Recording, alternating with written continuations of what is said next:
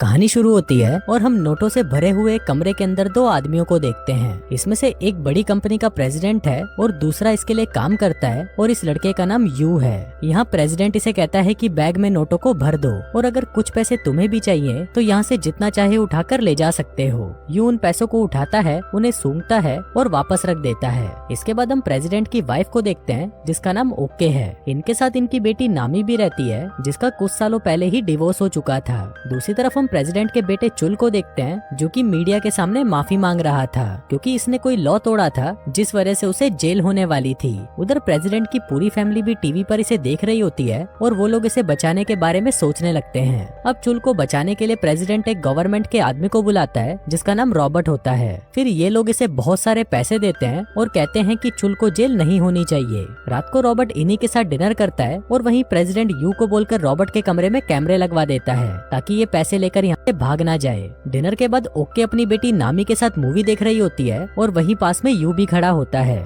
तभी ओके उसे कहती है कि बाहर जाकर प्रेसिडेंट को बुला कर लाओ। फिर जब यू प्रेसिडेंट को बुलाने जाता है तो वो देखता है कि प्रेसिडेंट घर की मेड जिसका नाम एवा है उसके साथ इंटीमेट हो रहा है। अब ये देखकर यू घबरा जाता है और वहाँ से भाग जाता है। फिर अगले दिन एवा यू से मिलती है और उसे कहती है कि प्लीज कल रात हमने जो कुछ भी किया उसके बारे में तुम किसी को मत बताना। मैं प्रेसिडेंट से प्यार करती हूँ इसलिए हम लोग कभी कभी दिन में 3-4 बार इंटीमेट हो जाते हैं। इसके बाद हम ओके को देखते हैं जो कि एक रूम में बैठकर अपने पति और एवा के अश्लीलता भरे कार्यक्रम को देख रही थी। यहाँ पर हमें पता चलता है कि ओके ने अपने पूरे घर में सीसीटीवी कैमरे लगा रखे हैं लेकिन इस बारे में किसी को भी नहीं पता। अब अपने पति के कार्यक्रम में इसे मजा नहीं आ रहा था इसलिए वो बेटर एक्सपीरियंस के लिए हेडफोन लगा लेती है। लेकिन फिर कुछ देर बाद पता नहीं इसे क्या होता है, ये अचानक से गुस्सा हो जाती है और उस हेडफोन को तोड़ देती है। फिर अगले दिन ओके एवा से पूछती है कि क्या तुम अपने बच्चों से मिलने फिलीपींस नहीं जा रही, जिस पर एवा उसे कहती है कि मुझे वहाँ पर जाने की जरूरत नहीं है क्योंकि कुछ ही दिनों में मेरे बच्चे यहाँ आने वाले हैं। अब ये सुनकर ओके समझ जाती है कि ये औरत हमारी पूरी दौलत हथियाने वाली है, इसलिए वो एवा के पास आती है और उसका गला दबाने लगती है, जिसको देखकर एवा भी समझ जाती है कि इस बुड्ढी को सब कुछ पता चल चुका है।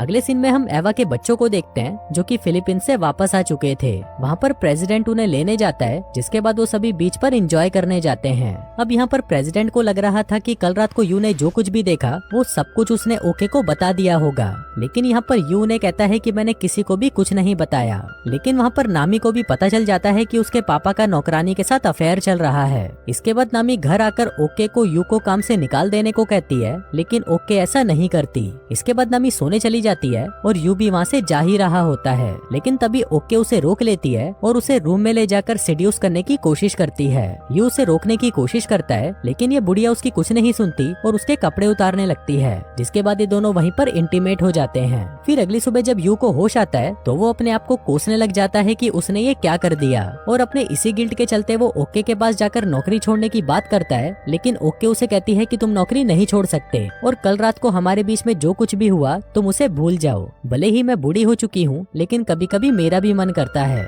इसके बाद ओके यू को सीसीटीवी रूम में ले जाती है और उसे हेडफोन लगाकर खुद बाहर आ जाती है और अपने पति और बच्चों से बातें करने लगती है। यहाँ पर बच्चे प्रेसिडेंट को कह रहे थे कि जो कुछ भी हुआ हम उसे भूल जाते हैं और आगे बढ़ते हैं, लेकिन प्रेसिडेंट उन्हें कहता है कि अब मैं ये नकली जिंदगी जीते जीते थक चुका हूँ और मुझे यहाँ पर और नहीं रहना। कुछ ही दिनों में मैं और एवा यहाँ से चले जाएंगे, जो कहकर वो वहाँ से चला जाता है। फिर प्रेसिडेंट का बेटा कहता है कि पापा तो नौकरानी के साथ जा रहे हैं तो उनके बाद हमारे बिजनेस को कौन संभालेगा। इस पर ओके कहती है कि यू संभालेगा। अब ये देखकर यू मुस्कुराने लगता है और सोचने लगता है कि अब तो वो इस कंपनी का मालिक बन जाएगा। वहीं प्रेसिडेंट की बेटी अपने बाप से पूछती है कि अगर आपको मॉम से प्यार नहीं था तो आपने उनसे शादी क्यों की, जिस पर प्रेसिडेंट कहता है कि मुझे सिर्फ पैसे चाहिए थे, वो भी बहुत सारे। अब यहाँ से प्रेसिडेंट एवा और उसके बच्चों को लेकर एयरपोर्ट जाता है कोरिया से बाहर निकलने के लिए, लेकिन वहाँ पहुँचकर उसे पता चलता है कि यहाँ पर प्रेसिडेंट के कोरिया से बाहर जाने पर बैन लगा दिया गया है और ये सब यहाँ पर उसकी वाइफ ने करवाया है। इसके बाद हम यू को देखते हैं जो कि वापस नोटो के रूम में जाता है और इस बार वो वहाँ से खुद के लिए भी कुछ पैसे उठा लेता है। वहीं दूसरी तरफ ओके और उसके बच्चे बातें कर रहे होते हैं। उसका बेटा कहता है कि कहीं हमारा बाप उस नौकरानी को प्रेग्नेंट ना कर दे, क्योंकि अगर ऐसा हो गया तो उसके बच्चे को भी जायदाद में हिस्सा देना होगा। पर इस पर ओके उसे कहती है कि तुम चिंता मत करो, मुझे तुम्हारे बाप के हरकतों के बारे में पहले ही पता था, इसलिए मैंने चुपके से उसकी नसबंदी करा दी थी।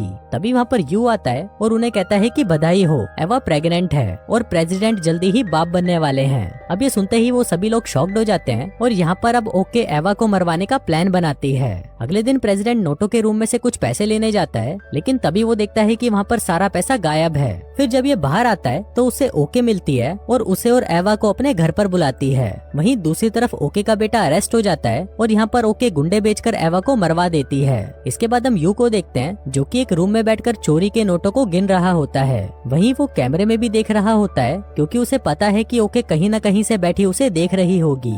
फिर जब प्रेसिडेंट घर पर आता है तो वहाँ पर उसे एवा की डेड बॉडी स्विमिंग पूल में तैरती हुई मिलती है। अब ये देखकर प्रेसिडेंट पागल हो जाता है और उसे बचाने के लिए स्विमिंग पूल में कूदता है, लेकिन एवा तब तक मर चुकी थी। वहीं सबको पता चल चुका था कि ये महान काम ओके ने ही करवाया है। तभी नामी उसे कहती है कि आपने ये अच्छा नहीं किया, आपको एवा की जान नहीं लेनी चाहिए थी। तभी हम उसके घर की एक नौकरानी को देखते हैं जो कि यू को पैसे देने आती है और उसे कहती है कि आज यहाँ पर जो कुछ भी हुआ वो किसी को भी मत बताना। लेकिन अब यू के पास खुद इतने सारे पैसे थे, इसलिए वो नौकरानी को बेइज्जत करके वहाँ से भगा देता है। फिर जब यू घर से बाहर आता है तभी वो नौकरानी कुछ गुंडे बेचकर उसे उठवा लेती है और उसकी खूब कुटाई करवाती है। फिर मार खाने के बाद जब वो घर पर वापस आता है तो वहाँ पर उसे नामी मिलती है जो यहाँ पर उसके साथ इंटीमेट होने आई थी। लेकिन यू उसे कहता है कि मेरी हालत देखो, मुझे कुत्ते की तरह मारा गया है, मुझे देखकर तुमको लग रहा है कि मैं कुछ कर पाऊंगा। और ये बोलकर वो नामी को छोड़कर वहाँ से चला जाता है। फिर अगले दिन प्रेसिडेंट एवा के गम में अपने हाथों की नस काट लेता है, लेकिन तभी सभी वहाँ पर आ जाते हैं और उसे बचाने की कोशिश करने लगते हैं, लेकिन वो बच नहीं पाता और टपक जाता है। उधर चुल भी जेल से छूट जाता है और नामी और यू उसे जेल से रिसीव करने जाते हैं। फिर घर आते वक्त चुल यू से कहता है कि तुम तो मेरी माँ के साथ इंटीमेट होकर बहुत आगे निकल गए। अभी सुनकर नामी शॉक्ड हो जाती है और चुल और यू के बीच में झगड़ा हो जाता है। चुल उसे कुत्ते की तरह मारता है और फिर उसे वहीं छोड़कर वहाँ से चला जाता है। अब नामी यहाँ पर ये सोच कर रो रही थी कि ये आदमी कल रात मेरे साथ तो इंटीमेट नहीं हुआ, लेकिन मेरी माँ के साथ ये कितने टाइम से लगा हुआ है। फिर घर आकर यू चुराए हुए सारे पैसे एवा के कॉफिन में डाल देता है ताकि वो इनको बर्बाद कर सके। वहीं ओके अपने बेटे का सारा गुना खुद पर ले लेती है, जिससे उसके बेटे को छोड़ दिया जाता है। फिर ओके घर आकर यू को वहाँ से जाने को कहती है, लेकिन यू उसे मना कर देता है और उसे कहता है कि मुझे तुम लोगों के साथ काम नहीं करना। ओके कहती है कि मैंने सुना है कि तुम मेरी बेटी से प्यार करते हो, जिस पर यू उसे मना कर देता है। तभी वहाँ पर नामी कहती है कि मैं एक ऐसे लड़के के साथ तो बिल्कुल नहीं रह सकती जो मेरी माँ के साथ सोता हो। अब ये सुनकर ओके को सदमा लग जाता है कि इसे कैसे पता चल गया, जिसके बाद वो पागलों की तरह अपने पति की बॉडी को हिला हिला कर कहती है कि कमीने ये सब तेरी वजह से हुआ है। वहीं यू कोरिया छोड़कर फिलीपींस जा रहा होता है, पर तभी वहाँ पर नामी आ जाती है। वो उसे कहती है कि मुझे पहले ही पता था कि मेरी माँ एक बहुत ही घटिया औरत है और वो पहले से ही अलग अलग मर्दों के साथ भी सोया करती थी। मुझे लगता है कि इसमें तुम्हारी कोई गलती नहीं है, इसलिए मैं भी तुम्हारे साथ चलूंगी। अब इन दोनों के बीच में सब कुछ ठीक हो जाता है, जिसके बाद वो दोनों उठकर प्लेन के बाथरूम में जाते हैं और वहाँ पर इंटीमेट हो जाते हैं। आगे ये दोनों फिलीपींस आ जाते हैं और वहाँ पर एवा के बच्चों से मिलते हैं, जो कि अपनी मॉम की बॉडी को देखकर बहुत रोते हैं। आगे यू और नामी वो सारे पैसे एवा के बच्चों को दे देते हैं और दोस्तों इसी के साथ ही ये कहानी यहीं खत्म हो जाती है।